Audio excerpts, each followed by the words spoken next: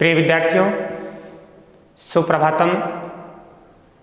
आज हम कक्षा 12वीं की हिंदी साहित्य की अंतरा भाग 2 पुस्तक की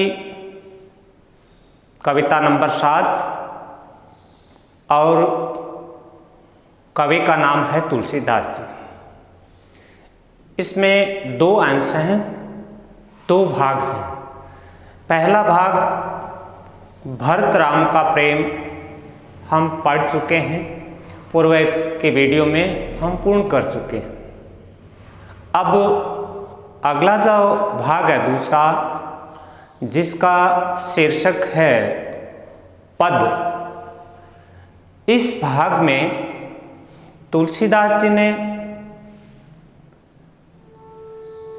राम और उनकी माँ कौशल्या के बीच जो प्रेम मोह है, प्रेम का जो संबंध है, माँ का बेटे के प्रति जो दुलार है, वात्सल्य प्रेम है, उसके बारे में बहुत ही सुंदर वर्णन किया गया है। इस कविता के इस पद के कवि तुलसीदास जी हैं, जिन्हें प्राचीन कवि कहा जाता है और भक्ति काल के सर्वकालिक कवि भी थे। इस पद्यांश में या इस काव्यांश में, जिसमें 2 भाग हैं, पहला भाग जो हम पढ़ रहे हैं, इसमें तुलसीदास जी ने भगवान राम के वन गमन के पश्चात माता कौशल्या की मन स्थिति का चित्रण किया है। भगवान राम वन को चले जाते हैं और ये एक ऐसी कविता है बच्चों, जिसमें माँ और पुत्र के बीच कैसा स्नेह होता है, कैसा दुलार होता है, कैसा प्यार होता है, इसकी विस्तृत व्याख्या हम पद में पढ़ेंगे, इस काव्यांश में पढ़ेंगे। थोड़ा सा मैं आपको पहले बता देता हूँ। भगवान राम जब वन को चले जाते हैं या उनका वन गमन हो जाता है बच्चों, तो माँ कौशल्या को भगवान राम की बहुत ज़्यादा याद आती है और उनको याद करते हुए उनके वियोग में माता बहुत ही व्याकुल हो जाती हैं, बहुत ही दुखी हो जाती हैं। और माँ क्या करती है कि उनकी जाने के बाद पुत्र मोह के कारण अपने आप को रोक नहीं पाती है, तो कभी कभी वह माँ कौशल्या भगवान राम के महल में भवन में जाती है और बचपन की उनकी छोटी छोटी यादें, जैसे खिलौने, धनुष बाण और जो कुछ भी अपने पुत्र के जो बचपन की यादें हैं, उनको देखकर याद करती है और ये सोचती है उन खिलौनों के माध्यम से जैसे भगवान राम उनके पास हो। लेकिन तभी उन्हें याद आता है कि मेरा पुत्र तो वन को चला गया, और यही सोचकर माँ की स्थिति है पुत्र विमोह के कारण अर्ध विक्षिप्त की हो जाती, अर्थात वो पगला सी जाती है। आप जानते हैं, जब आदमी अपनी बुद्धि का विवेक खो देता है, सोचने की जो शक्ति है वो कम हो जाती है, उस अवस्था को अर्ध विक्षिप्त कहते हैं। तो ठीक वैसी स्थिति माता कौशल्या की हो जाती है।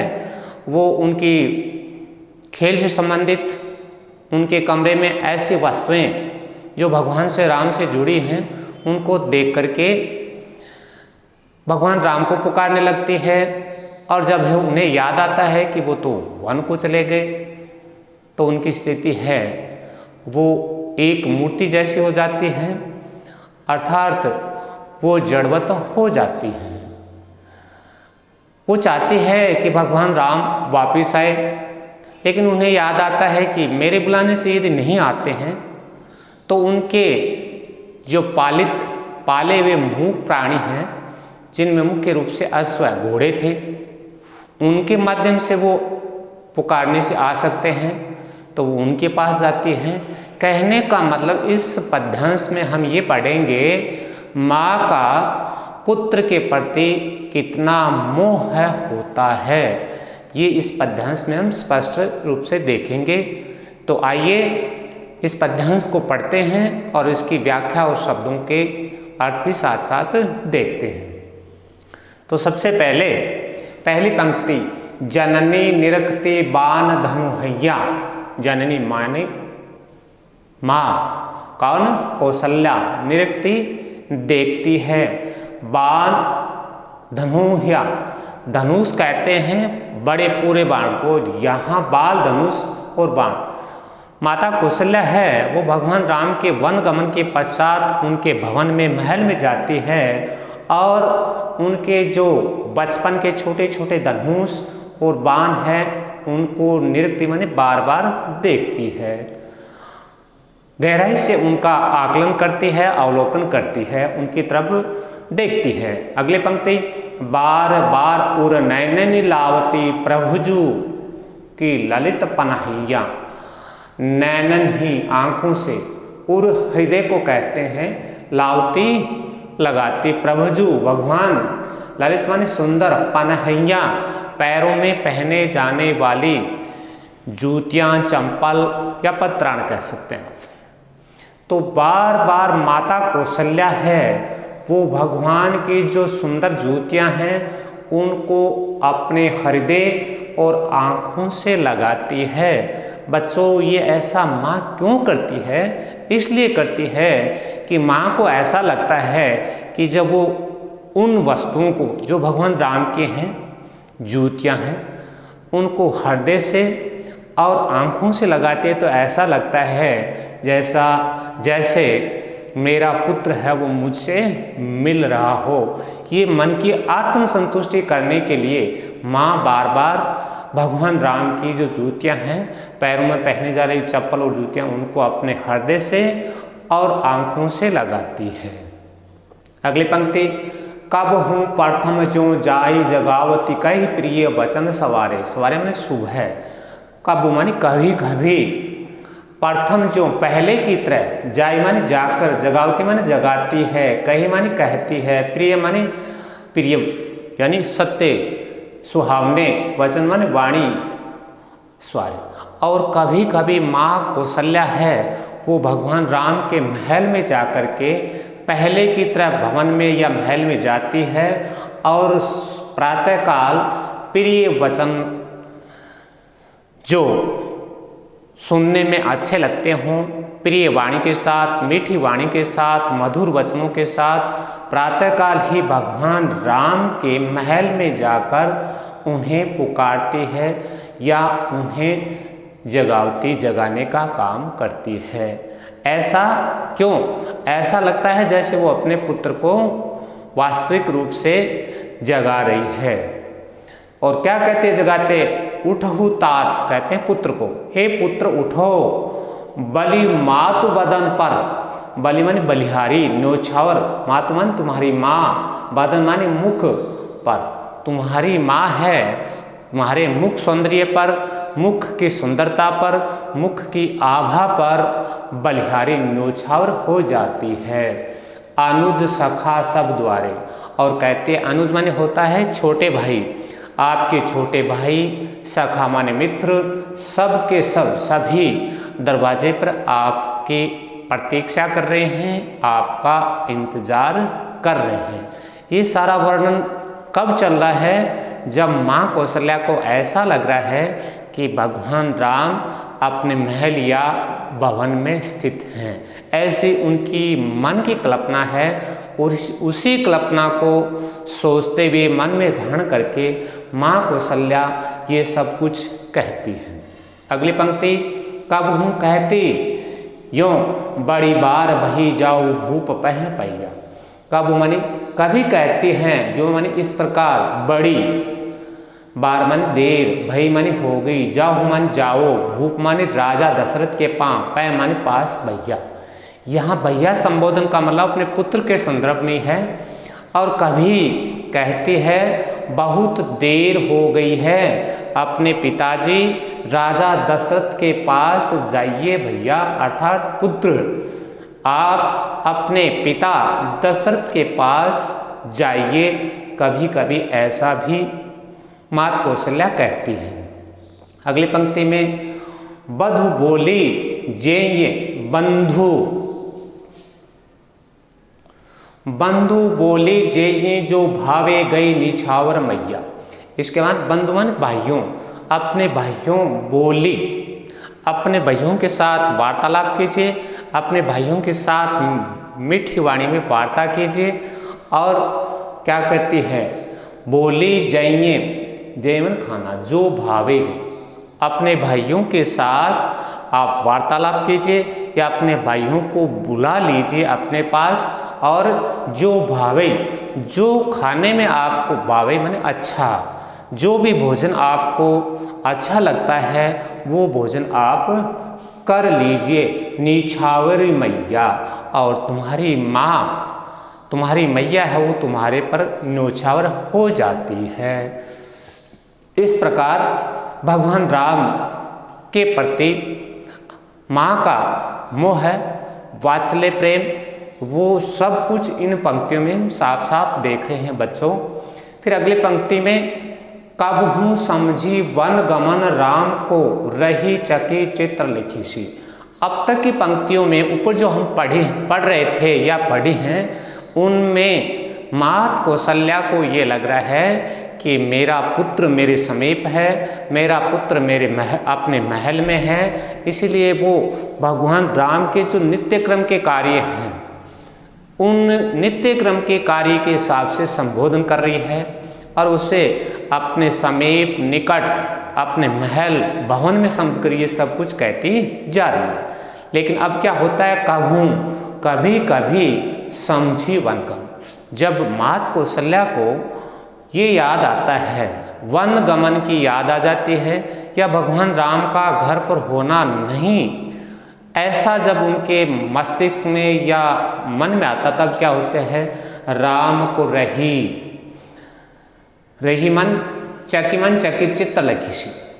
जब भगवान राम के वन गमन की याद आती है तो मात कौशल्या की स्थिति हो जाती है चित्र लिखी, एक चित्र जैसी, चित्र की तस्वीर जैसी हो जाती है, क्योंकि चित्र है वो स्थिर हो जाता है। ठीक वैसी ही अवस्था मात कौशल्या की हो जाती है, यानी वो जैसे वन गमन की बात को याद करती है या उन्हें भगवान राम के घर से बाहर वन की याद आती है तो उनकी स्थिति एक चित्र जैसी हो जाती है, चित्र जो स्थिर होता है। और यहाँ यदि मैं ये कहूँ कि माँ की स्थिति जड़वत हो जाती है, एक बार वो सब कुछ भूलकर जहाँ है वैसी की वैसी एक मूर्ति के रूप में जड़वत हो जाती है। उस वक्त तुलसीदास जी क्या कहते हैं, तुलसीदास वह समय कहें ते लागति प्रीति सीखी सी। तुलसीदास जी कहते हैं उस वक्त माता कौशल्या की अतिशय प्रेम के कारण, अत्यधिक स्नेह के कारण, बहुत ज़्यादा लगाव के कारण लगती प्रीति माने प्रेम, सीखी माने मोरनी सी। माता कौशल्या की अतिशय प्रेम, अत्यधिक लगाव, प्रेम, स्नेह के कारण जैसे ही भगवान राम की याद आती है तो उसकी स्वयं की स्थिति एक मोरनी जैसी हो जाती है। यहाँ मोरनी जैसी क्यों कहा गया बच्चों, थोड़ा आप समझे। मोरनी है जब नाचती है तो वो बड़ी प्रसन्न होकर नाचती है और बड़ी खुश रहती है और बड़े आनंद का स्पर्श करती है या आनंद को महसूस करती है। लेकिन जब इस आनंद के भाव में वो अपने पैरों की तरफ देखती है तो उसे बड़ा कष्ट होता है, बड़ा दुख सा लगता है, अच्छा नहीं लगता।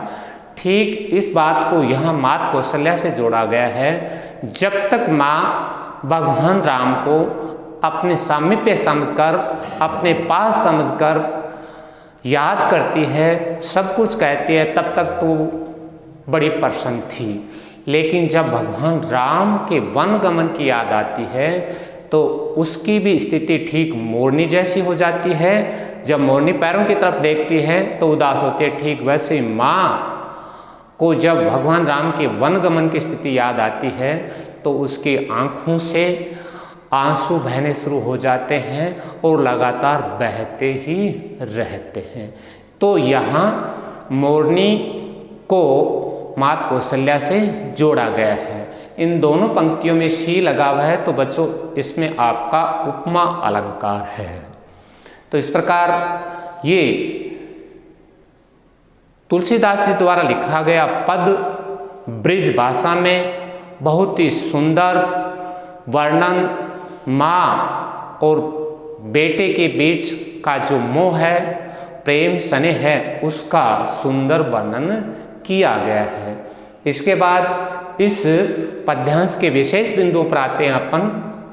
शिल्प सौंदर्य भाषा, ब्रज भाषा अभी मैं आपको बता रहा था। रस कौन सा है? वात्सल्य रस। लेकिन इस वात्सल्य रस में वियोग की भाव है। वियोग क्यों है? कि भगवान राम और माता कौशल्या के बीच में दूरियां हैं। भगवान राम हैं वो वन में हैं और माँ कौशल्या घर में हैं। इसलिए जब दूरी की स्थिति होती है तब होता है बच्चों वियोग, और जब समीप की सामीप्य नज़दीक पास होते हैं तब होता है संयोग। इसलिए ये इसमें लिखा गया है। वात्सल्य रस तो है, लेकिन वात्सल्य रस का कौन सा है? वियोग पक्ष है। गुण माधुर्य है, सब शक्ति लक्षणा है, छंद छंदबंध है। इन पंक्तियों में अगर आप देखेंगे तो आपको वर्णों की और मात्राओं की संख्या में एक रूपता मिलेगी, यानी निश्चित संख्या मिलेगी। इसलिए छंद कैसा होगा बच्चों? छंदबद्ध। बार बार काफ़ी बार आप पढ़ चुके हैं, आप समझ चुके होंगे कौन सा अलंकार है बच्चों? तो इसमें पुनरुक्ति प्रकाश अलंकार, क्योंकि एक शब्द की दोबारा उक्ति होना, तिबारा उक्ति होना, एक से अधिक बार उक्ति होती है तो वहाँ होता है पुनरुक्ति प्रकाश अलंकार। चित्र लिखी सी, सीखी सी, तो इसमें देखो सी उपमा अलंकार होता है। उसमें साधारण वाचक शब्द होते हैं, साधारण गुण द्रव्य आता है, सा सी सरिस सम तुल्य। ये कुछ ऐसे शब्द या अक्षर हैं जो उपमा अलंकार की पहचान को प्रकट करते हैं। इसलिए बच्चों इसमें हो गया आपका उपमा अलंकार। तो ये था आज का तुलसीदास द्वारा रचित कविता नंबर 7 का दूसरा भाग, जिसका शीर्षक था पद। उसका पहला पद्यांश या काव्यांश, उसकी व्याख्या को पढ़ा, उसके अर्थ को समझा और उसके बाद शिल्प सौंदर्य पर भी हमारी चर्चा हुई।